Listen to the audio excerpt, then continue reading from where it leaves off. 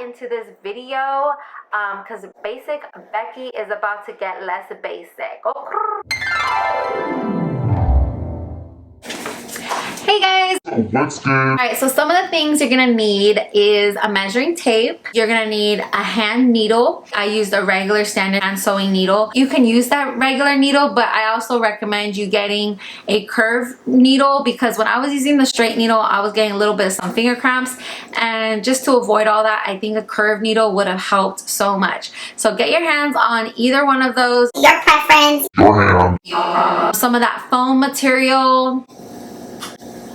I don't know what the name of that type of material is, but you already know it has to be a fabric. It has to be a material, okay? It can't be no hard, foamy, like school project stuff. It has to be flexible. Hello. And some loose thread, scissors. And I think that's basically it. Yeah, let's hop into this. Here we are with the material that I got. I just cut it up and pinned it down how I thought it felt right. You know, go with the flow. After laying on almost the entire front, I did mark up the seam lines that were on the mannequin, like those bust curves and then the princess seams. I think it's gonna be helpful in any future projects I have that have those type of seams. So that was optional, obviously, and I did it. So if you want to do it, Do it. if you don't, it's up to you. And then after adding a few layers, I think I did a total of 3 layers.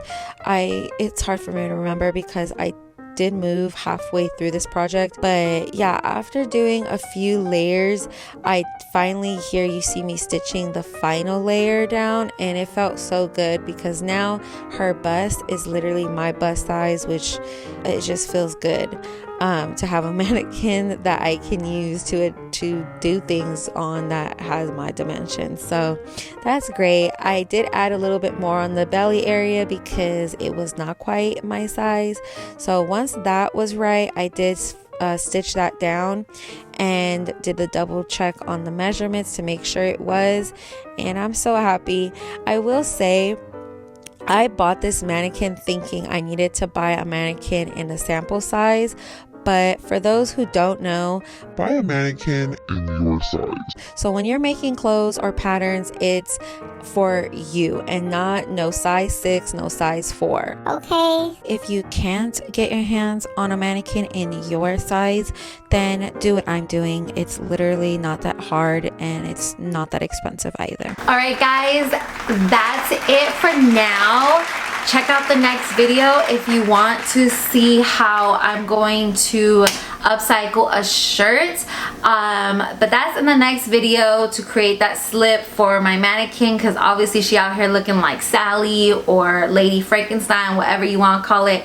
But yeah, we out here. We'll be done. Thank you for watching. If you like the video, please comment, like, Subscribe. if you want to be notified, you know, that's the thing, click that bell. Everybody knows good.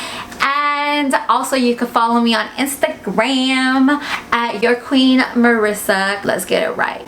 Okay, so girl, boy, whoever, thank you for watching. I appreciate all the love and support. I also hope that this video helps you with your DIY if you're in the process of doing it yourself.